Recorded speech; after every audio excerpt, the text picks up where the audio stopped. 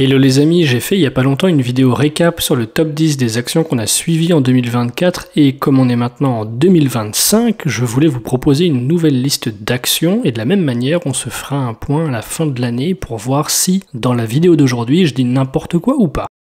On se lance direct. Le premier titre c'est Kering, le mal-aimé du secteur luxe, qui a perdu quelque chose comme 35% pendant 2024 et comme c'est très inhabituel pour ce genre de société, on est en droit de se demander si on a enfin touché le fond. Parce que, pour rappel, la chute est de 71% depuis les plus hauts, au moment où je prépare la vidéo du moins. Donc il y a moyen que le moment soit enfin venu de se positionner dessus. On a un PER qui revient à des niveaux acceptables, autour de 16-17 en moyenne pour les années 2022 et 2023, ça on aime bien, c'est bon signe. Mais c'est les ventes qui pêchent en fait. Le gros problème il est là. Et les ventes, oui, mais pas n'importe où, en Chine. Or, ce pays à lui seul représente un tiers du chiffre d'affaires. Donc autant dire, si la Chine ne se porte pas bien économiquement, si les consommateurs chinois cessent d'acheter du Gucci, du Balenciaga, du Boucheron et du Saint-Laurent, je vois pas dans quel monde l'action Kering pourrait rebondir. Numéro 2, Ubisoft, un dossier difficile que je vous présente là, et ça me fend le cœur à titre perso, j'ai un fort attachement à cette marque. Quand j'étais gosse, j'ai joué à Prince of Persia et quelques années après à Assassin's Creed, qui est devenue leur principale licence. Alors quoi dire? Comment on explique une chute de 90% en bourse? Un premier élément, c'est qu'ils ont usé jusqu'à la matrice les formules de jeu qui avaient bien marché autrefois. Les jeux en monde ouvert. Et avec l'échec rencontré par leur dernier jeu, qui était pourtant attendu comme un véritable blockbuster, Star Wars Outlaws, eh bien une fois encore, le chiffre d'affaires ne sera pas au rendez-vous. Quel dommage, j'adore vraiment cette entreprise, mais pour un investisseur, elle est à fuir. Alors pourquoi elle est à suivre? C'est parce que les boîtes comme ça, elles peuvent repartir d'un coup. Il suffit d'un bon jeu, d'une grosse vente, et le chiffre d'affaires peut s'envoler. Et si c'est le cas, l'action suivra. Ça peut être un pari de se dire que l'action est si peu chère, elle se négocie à 10,99€ au moment où je fais la vidéo, donc en avoir un peu en fond de portefeuille, ça peut être intéressant. D'autant qu'il y a de plus en plus de rumeurs de rachat de l'entreprise par d'autres géants, notamment Tencent, qui possède déjà presque 10% du capital et qui pourrait tenter de prendre le contrôle d'Ubisoft. Si ça doit se faire, alors il y aura une offre pour sortir l'action de la cote et le prix pourrait s'envoler. Donc pour nous, investisseurs particuliers, c'est un pari risqué, faut pas compter là-dessus, mais voilà, il y a peut-être une stratégie à monter autour de ça. Numéro 3, Bayer. J'ai commencé à m'y intéresser quand j'ai entendu quelque part en 2018 que Monsanto allait céder les herbicides Roundup à Bayer. C'est peut-être l'un des plus gros deals de l'histoire. Roundup a été cédé pour 63 milliards d'euros. Et depuis cette époque, et même un peu avant, depuis le T2 2017, l'action ne fait que chuter.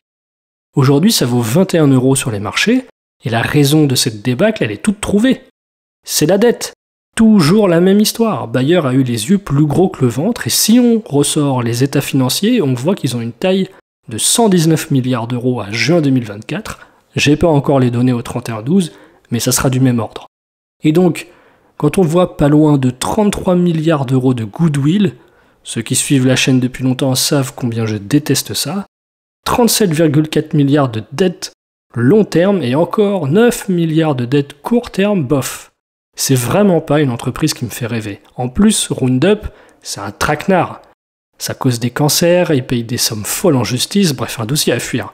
Et pour vous faire plaisir, je vais enfin me mouiller un peu et tenter une prédiction. Un jeu très dangereux en bourse, mais on en reparlera en début d'année prochaine, 2026.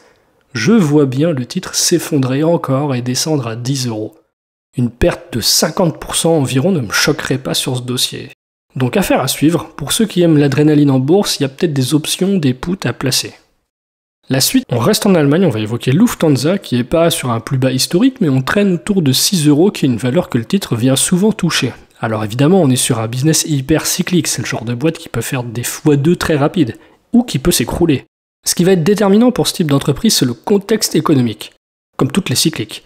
Si l'économie se porte bien, que les gens ont de l'épargne, ils peuvent partir en vacances et pour les compagnies aériennes, c'est un boost sur le chiffre d'affaires d'ailleurs.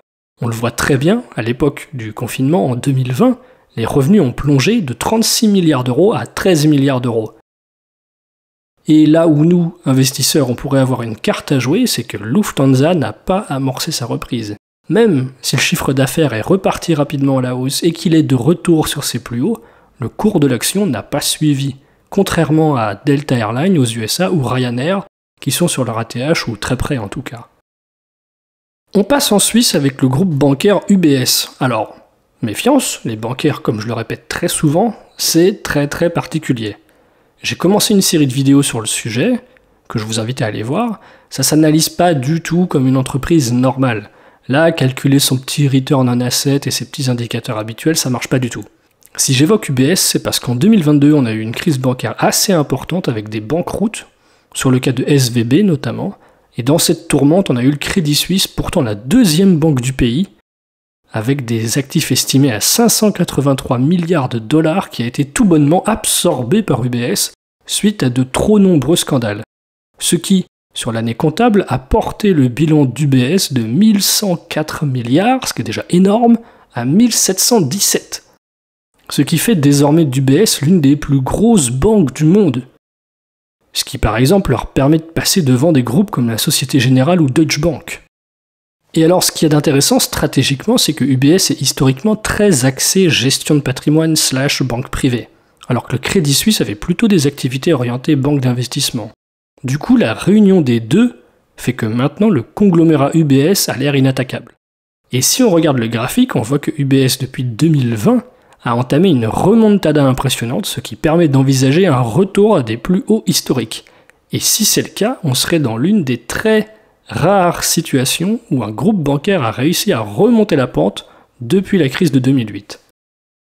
Avant de passer à la 6e entreprise, les amis, je vous balance un petit reminder. Pensez à vous abonner à la chaîne, ça aide à son développement. Alors n'hésitez pas à partager les vidéos, à les commenter si elles vous plaisent, et aussi si elles ne vous plaisent pas. Je suis vraiment preneur de tout type de commentaires, le but c'est d'améliorer la qualité, alors je compte sur vous, et on y retourne avec la 6e société Stanley Black & Decker, un géant de l'outillage, qui a vu son cours fondre de pratiquement 200 $ à 85 $. Une perte impressionnante de plus de 50%.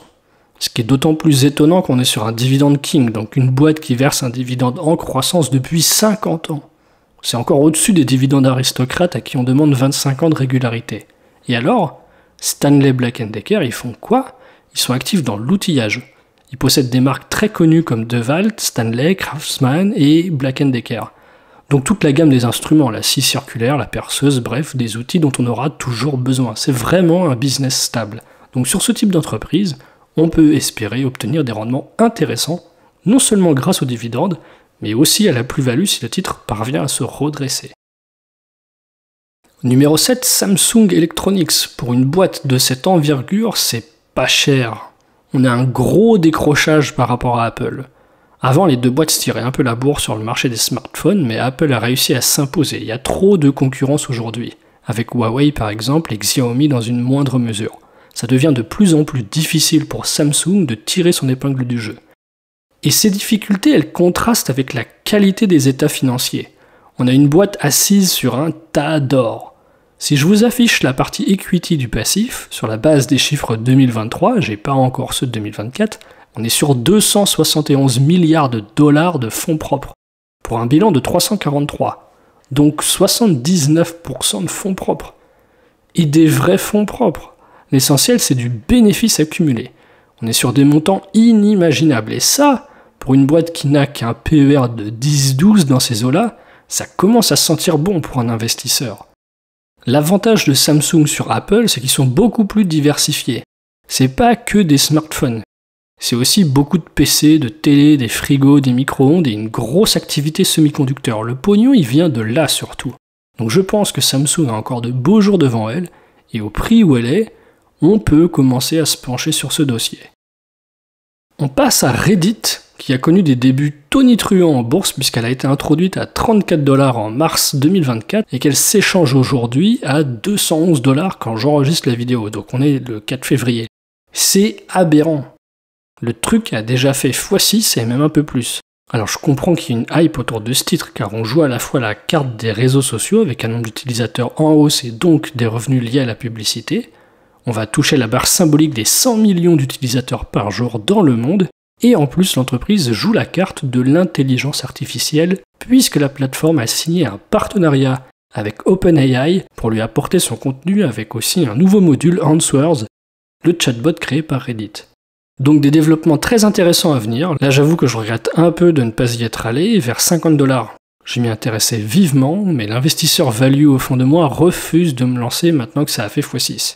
On sera attentif quand même à ce qu'il y ait une vraie croissance et que toute cette hype ne soit pas que du vent autour de l'IA. Mais pour le moment, ils font carton plein car cette stratégie porte ses fruits. On a un chiffre d'affaires qui explose à la hausse sur les 9 premiers mois de l'année, mais on restera vigilant sur les profits qui sont encore en territoire négatif. La 9e société, c'est Orange, qui n'est pas dans une situation très glorieuse. L'action ne fait rien du tout, elle stagne autour de 8-10 € depuis 2015. Ça fait 10 ans que le titre n'avance pas. Après, j'ai envie de dire, logique, enfin, c'est pas une surprise. Le chiffre d'affaires n'a pas bougé. Donc il n'y a pas de raison d'acheter l'entreprise plus cher qu'auparavant. La bourse, c'est simple. Il faut pas rendre les choses compliquées. Si les revenus et les profits augmentent, l'action va s'apprécier.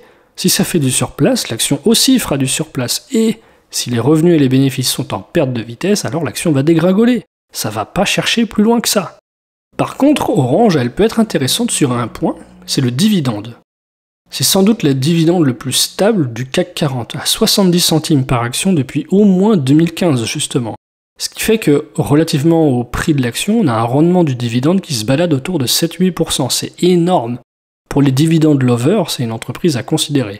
Ou pour ceux qui sont pas absolument à la recherche de sensations fortes en bourse et qui veulent se constituer une rente régulière, l'action Orange, il faut la considérer. Elle peut servir d'amortisseur dans un portefeuille si vous voulez. Et la dernière entreprise de ce top 10 des actions à suivre en 2025, c'est Nike. On a une image de marque magnifique, tout le monde adore Nike, je connais personne qui préfère Puma à Nike. Adidas peut-être, mais bof quoi. On a des stars qui représentent la marque, Michael Jordan, Nadal et d'autres gars, donc forcément, quand le titre perd 56% depuis ses plus hauts, ça commence à titiller ma curiosité. Nike, ils sont pénibles parce que leurs résultats sont publiés avec un décalage d'un trimestre. Ils sont pas en mode 31-12-23 versus 31-12-24. Eux, ils publient plutôt 31 mars versus 31 mars de l'année suivante. Mais si je vous sors les résultats, on a 51 milliards de dollars de chiffre d'affaires. C'est plus de 2 fois ce que réalise Adidas, son concurrent le plus proche. Donc on n'est pas dans le même monde. Et alors, surprise pour ceux qui savent pas, Nike possède aussi les marques Jordan et Converse. J'avoue ne pas très bien cerner le problème sur cette entreprise. Peut-être que vous m'aiderez, donnez-moi votre avis en commentaire sur la question. On a un chiffre d'affaires attendu en baisse en 2025, donc ça c'est un coup dur. Et on a tout de même une dette de 9 milliards de dollars en bilan. En fait, la vraie question c'est, est-ce que Nike mérite de perdre 50% sur les marchés à cause de ça? Du coup, maintenant qu'on a une liste de 10 valeurs à suivre pour 2025, même si on est en février et que je vous la sors avec un mois de retard, on se fera en début d'année 2026 un récap pour voir si globalement j'ai dit n'importe quoi. Là-dessus, on se dit à très bientôt, ciao les amis.